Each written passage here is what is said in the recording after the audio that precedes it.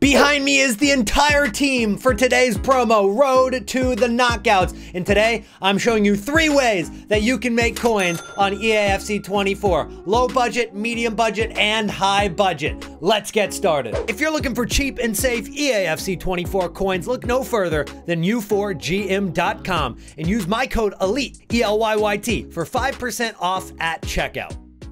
So apparently you can use loan cards to complete all of the Moments SBCs within milestones, and they give some pretty insane rewards. Loan FC on the Trading to Glory is coming along very nicely. I'll tell you what, you don't want to play against me in my first 11 weekend league games next weekend. Maybe in my back 9, I'll go 0-9, but the first 11, we've got a God squad. But not only does it give us 60 Moments tokens where we could get 3 draft tokens or basically the value of a 50k pack tradable.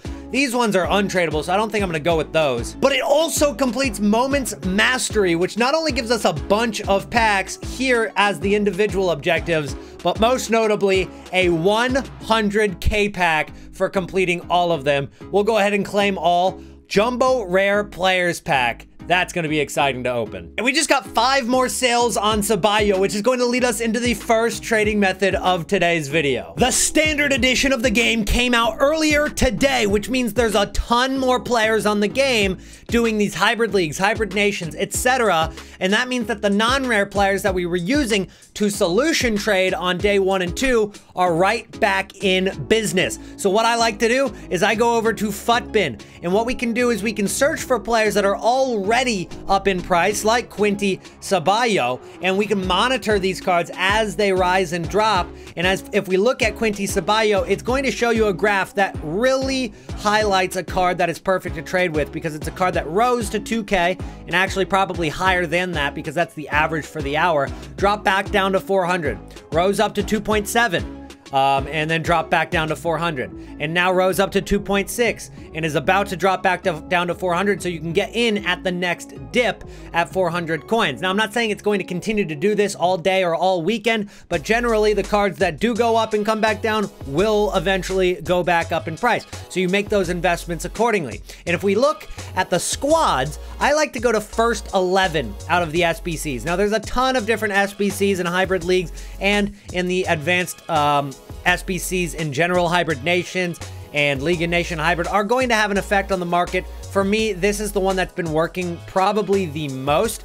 And if we take a look at one of the squads here, you're going to get a list of players. And what I'll do is I'll scroll over to the non-rares and just check their prices by opening them in a new tab. And then I'll check that graph. And if it looks anything like what we just saw with Ceballo, then we're going to go ahead and make that investment in the card, because given the fact that it says it's one of the cheapest squads, and it's a card that does tend to spike up and down and is at a low point right now, it could be due for a rise. So we're looking at Davidson, who spiked up to nearly 1,000 coins about 2 hours ago and is now back down to 450. Could be a good investment. The only thing that really bothers me is the price updated 41 minutes ago. So he might already be up at that 700 coins, but nonetheless, that's exactly how we go out and we find these cards. So with that being said, we're gonna see if we can get some more deals and make some more profit. And we got another one on bid here for 550. I'm gonna list that for 2,700. It's an absolute coin printing machine right now. Let's rip a couple of these packs open and see what we can get. Our pack luck in the last episode was terrible. Every time Canada pops up at this time, I have no hope that it's Alphonso Davies. What is it this time? Fleming. Brilliant. And we got a Czech Republic center attacking mid from Chelsea. It has to be a women's player. We'll see how high rated it is. I think I know all the 84 plus, so it's not that. Svitkova, Spain.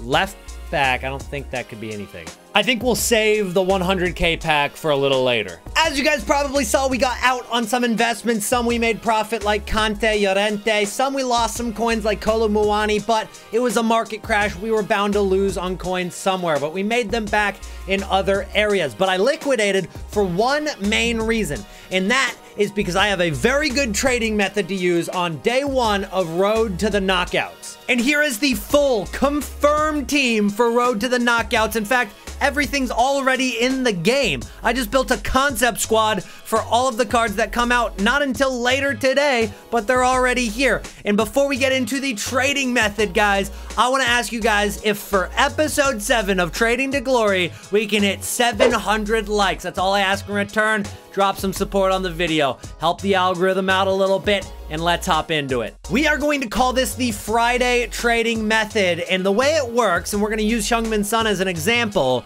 is we're going to buy a few hours after the release of the card, expecting it to get rare and expensive into the night. I actually brought this up during FIFA 23 because it worked pretty much every single week and made us some easy coins, but it also worked on Wednesday when Team of the Week dropped, and so we're going to use Heung-min Son as an example. You can see he did fluctuate a little bit in those first 4 hours. If you trade with a promo card in the first 4 hours of release, you're playing with fire. It could work out, and it could really lose you a lot of coins. So it's a big gamble if you want to try to buy at that dip and sell at that rise. It can work though, so all the power to you. For me, I'm going to stay away until later in the day, about 7 hours after the release of the card. So if they release at 6 p.m. UK time, it's like 1 a.m. UK time. They release at 1 p.m. my time, so about 8 p.m. my time is when I'm going to be looking to buy. And you can buy anywhere, give or take an hour on that time I just gave, but you're looking at this big dip right here, where it went from 746,000 coins all the way down to 546,000 coins. So a drop of 200k. And of course, as it's only the first day of release for these cards, and they're going to get rare into the night as less people are online listing these cards, they do rise. And as you can see, this card went up 130,000 coins. And even after tax, you're making almost 100k profit on one single card, and it only took you about 2 hours or 3 hours of waiting. So that is basically how this Friday trading method works. So when we take a look at some of the cards on this Road to the Knockout promo, you're going to try to find a card that fits your budget, and you're going to monitor this card throughout the day. And now let's transition into the meta gold market. And some of you guys might still be holding on to some meta gold cards, and that's understandable because we saw a market crash come much earlier than what we expected. And so there's always been this hope that they're going to recover back up in price, especially going into the first weekend league. But now that they moved weekend league to next weekend, which we talked about in last episode, it's going to be a little bit more delayed, and it gives time for people to pack these cards and list them on the market. And since these Road to the Knockout cards got such huge boosts, you can definitely see a lot of people probably trying to open FIFA points to pack these guys like Erling Haaland, which means that all of these gold cards that are in packs are going to be negatively affected, and even the ones that are out of packs and are a little bit safer could still be negatively affected because we're seeing a power curve change already. And it's kind of ridiculous because we're looking at big boosts on these Road to the Knockout cards, like 77 to 84 on a card that can continue to get upgraded. That's insane for the first real promo of the year. But let's go ahead and take a look at Marcos Llorente, for example. It's a card that is still dropping a little bit. It's kind of been stable, but it is in packs. It's only 84 rated, and there's more packs coming on the way today. So we can see one of two things happen today on the market. The first thing that can happen is that there's so many packs open. These Road to the Knockouts might be relatively easy to pack, and then these cards like Llorente are going to crash very, very hard. Or these Road to the Knockout cards are ridiculously rare, expensive, and unattainable to most players in Ultimate Team. And in that case, we're going to see the market recover, and Llorente will go up in price. And so it really comes down to the pack weight, and it's a big risk holding on to these cards, which is why I sold most of my metas yesterday. Even if I wasn't making too many coins post market crash, it was definitely worth me getting rid of them so I could, one, go into this day with coins liquidated so I could trade, but two, I'm just not taking any risks. We've made a lot of coins in the first few episodes. Let's make sure we don't lose too many because we want to take huge risks this early on. So make sure to subscribe. Feel free to turn those notifications on because I'm going to be giving you guys those investment tips a little later in the week, and we'll be opening the Jumbo Rare Players pack as well in tomorrow's episode because I have to save that for Road to the Knockouts. If we pack Haaland in that pack today, I'm going to be devastated knowing that it could have been a Road to the Knockout tomorrow. So that's going to be it for me today, guys. 700 likes would be absolutely awesome, and I'll see you guys in the next one. Peace out.